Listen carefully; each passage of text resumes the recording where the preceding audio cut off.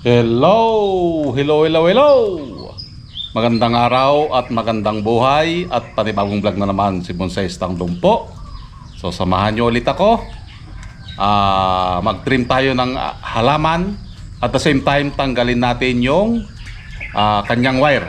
Dahil bumaon na yung mga iba niyang wire. So wild na wild ang ating halaman. Kita nyo? So wala na sa ayos. Sobrang wild na. Agoy. Parang siya. Sobrang wild na. Tingnan nyo, wala na sa ayos. Magulo na ang kanyang buhay.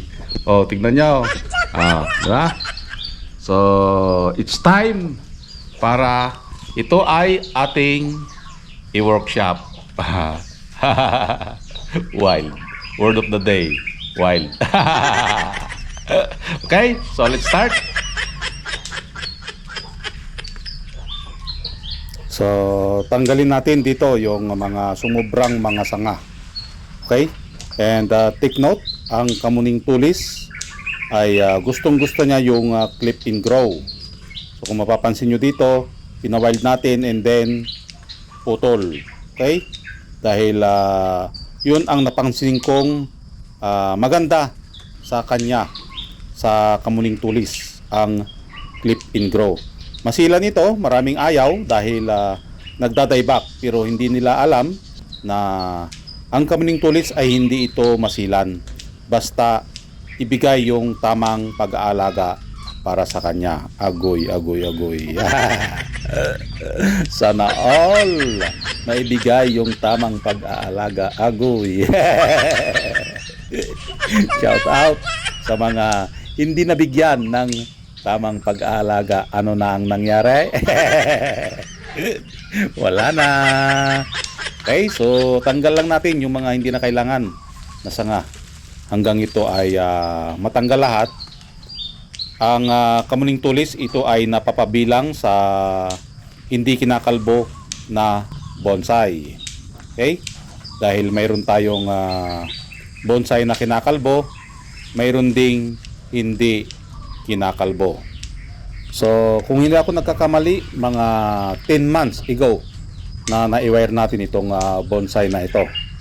So, magtatanggal na tayo ng mamaya ng wire dahil yung iba bumaon na.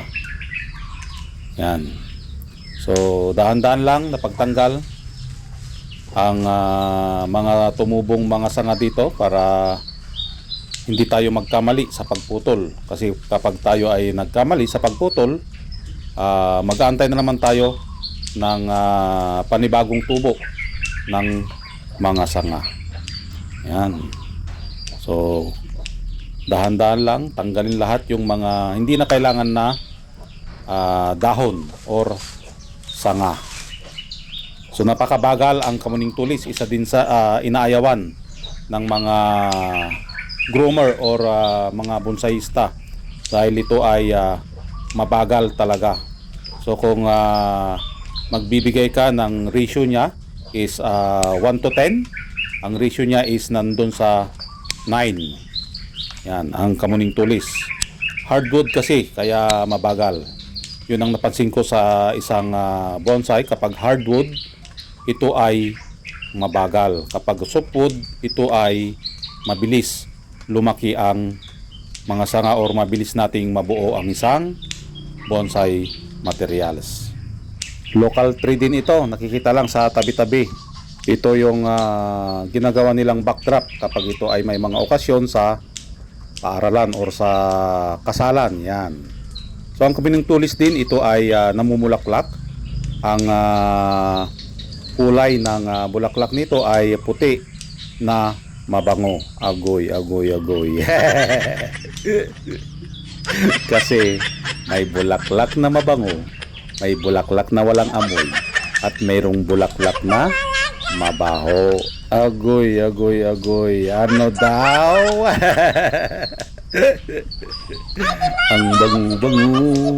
Ang bango-bango ng bulaklak.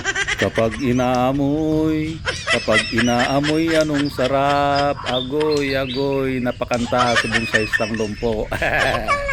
So ayan, tapos na tayo.